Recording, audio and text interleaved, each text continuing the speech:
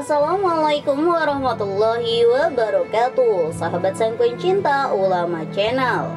Sebagai umat Islam, kita tentunya meyakini adanya siksa kubur dan pertanyaan malaikat mungkar dan nakir sesudah mengalami kematian. Siksa kubur ini tentunya berlaku bagi orang-orang yang memiliki dosa semasa hidup di dunia. Sebagai manusia biasa, tentunya kita pernah melakukan dosa dan kemungkinan besar kita akan disiksa di dalam kubur. Tapi, kita tidak boleh berputus asa dari rahmat Allah dan sejak dini untuk terus berdoa kepadanya supaya dibebaskan dari siksa kubur.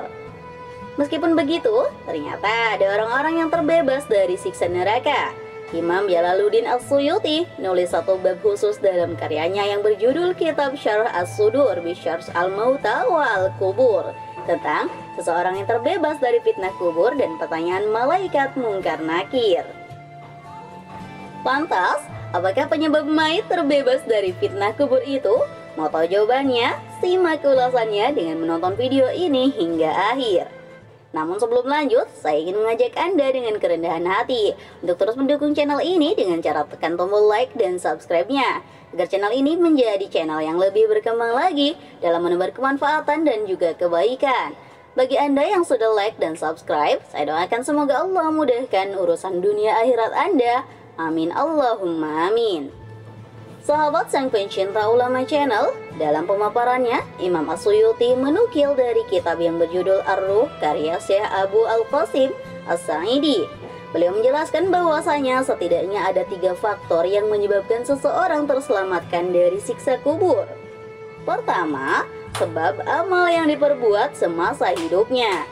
An-Nasai meriwayatkan hadis dari Rashid bin Sa'ad dan ia mendapatkannya dari salah satu sahabat.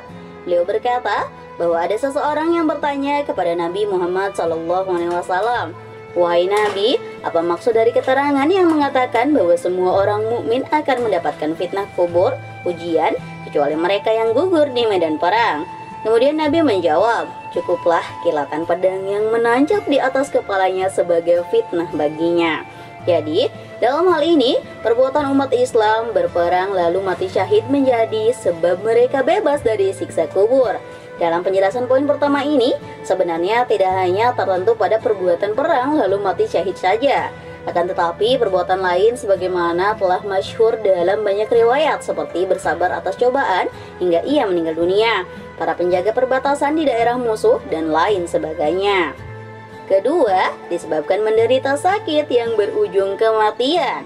Hal ini didasarkan pada hadis yang diriwayatkan oleh Imam An-Nasai.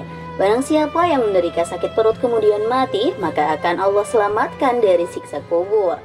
Selain sakit perut, begitu pula dengan orang yang terpapar virus corona atau COVID-19 sehingga mereka meninggal dunia. Mereka termasuk golongan orang-orang yang terbebas dari siksa kubur serta pertanyaan malaikat mungkar dan nakir.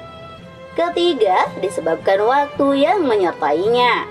Terdapat sebuah hadis riwayat dari Humaid dalam kitab targhibnya yang beliau dapatkan Iyas bin Bukair bahwa Rasulullah bersabda, "Barang siapa yang meninggal pada hari Jumat dan malam harinya, maka akan terselamatkan dari siksa kubur dan ia akan datang pada hari kiamat dengan membawa tanda syahid."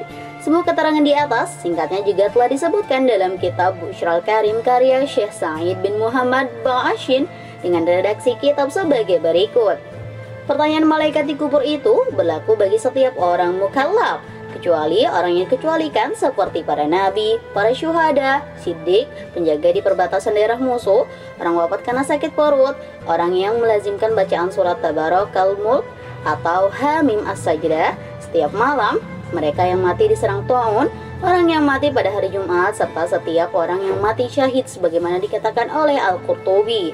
Orang yang tidak diinterogasi malaikat berarti tidak terkena siksa kubur. Setiap orang mukmin meski pelaku maksiat akan ditunjuki untuk menjawab meski tergagal. Wallahu a'lam bishawab. Jika terdapat kesalahan dalam penyampaian ini, admin mohon maaf dan itu merupakan kesalahan dari admin sendiri. Jika ada benarnya, itu adalah dari Allah Subhanahu wa taala. Dan semoga bermanfaat. Wassalamualaikum warahmatullahi wabarakatuh.